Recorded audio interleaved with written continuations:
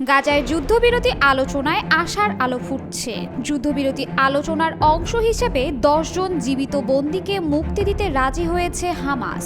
ফিলিস্তিনের স্বাধীনতাকামী এই সংগঠনটি জানিয়েছে, গাজায় মানবিক সহায়তা প্রবেশের পূর্ণ নিশ্চয়তা, ইসরায়েলি বাহিনীর সম্পূর্ণ প্রত্যাহার এবং একটি বাস্তব ও স্থায়ী শান্তির নিশ্চয়তা দেওয়া হলে তারা এই বন্দী মুক্তি কার্যকর করবে। বার্তা সংস্থা এএফপির প্রতিবেদনে উঠে এসেছে এমন তথ্য।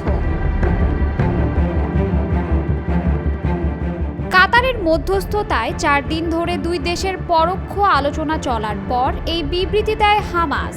অন্যদিকে যুক্তরাষ্ট্র ইঙ্গিত দিয়েছে যে 60 দিনের একটি যুদ্ধবিরতির বিষয়ে একটি চুক্তি এই সপ্তাহের মধ্যেই হয়ে যেতে পারে।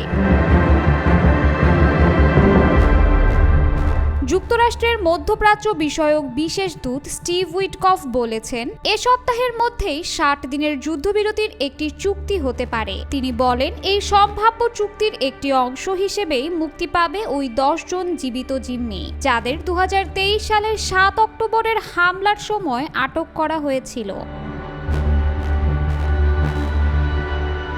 ইসরায়েলি প্রধানমন্ত্রী বেনিয়ামিন নেতানিয়াহুর ভাষায় আশার সুর পাওয়া গেছে। ওয়াশিংটনে প্রেসিডেন্ট ট্রাম্পের সঙ্গে বৈঠকের পর তিনি জানিয়েছেন, একটি চুক্তির খুব কাছাকাছি চলে এসেছে তারা। সেনাপ্রধান এয়াল জমির বলেন, সেনা অভিযানের মাধ্যমে ইতোমধ্যে এমন পরিস্থিতি তৈরি হয়েছে যা চুক্তিকে বাস্তবায়নের দিকে নিয়ে যেতে পারে।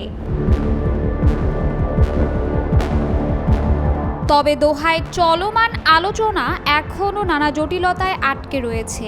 এক ফিলিস্তিনি আলোচক জানিয়েছেন, ইসরায়েলি প্রতিনিধিরা মূলত আলোচনা করছে না, তারা শুধু শুনছে। এই মনোভাব নেতানিয়াহুর পক্ষ থেকে চুক্তি বাধাগ্রস্ত করতে পারে বলে ধারণা করছেন তারা। হামাস দাবি করছে, তারা আলোচনায় নমনীয়তা দেখালেও ইসরায়েলের একগুঁয়ে অবস্থানের কারণে চুক্তির পথে এগোনো কঠিন হয়ে পড়েছে। এদিকে গাজায় মানবিক পরিস্থিতি ক্রমেই ভয়াবহ হয়ে উঠছে। বুধবার ইসরায়েলি হামলায় গাজার আল-শাতি শরণার্থী শিবিরে অন্তত 26 জন নিহত হয়েছে। প্রত্যক্ষদর্শীরা জানায়, বিস্ফোরণটি ছিল ভূমিকম্পের মতো। নিহতদের মধ্যে অন্তত 6 জন শিশুও রয়েছে। ইসরায়েলি সেনাবাহিনী জানিয়েছে, তারা হামাসের সন্ত্রাসীদের লক্ষ্য করেই হামলা চালিয়েছে। তবে গাজার ওপর মিডিয়া নিষেধাজ্ঞা এবং প্রবেশে কঠোর নিয়ন্ত্রণ থাকায় নিহতের সংখ্যা বা ঘটনা পুরোপুরি যাচাই করা সম্ভব হচ্ছে না।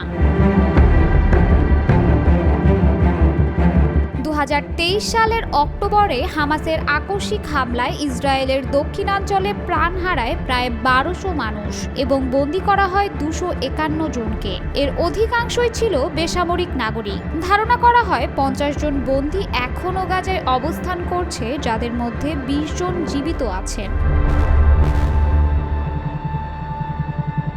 এর জবাবে ইসরায়েল গাজায় ব্যাপক সামরিক অভিযান চালায়, যার ফলে মারা যান অসংখ্য গাজাবাসী।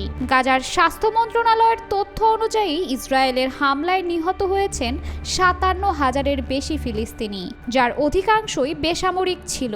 ধ্বংসস্তূপে পরিণত হয়েছে গাজার অধিকাংশ এলাকা। বাস্তুচ্যুত হয়ে পড়েছে গাজার পুরো জনসংখ্যা।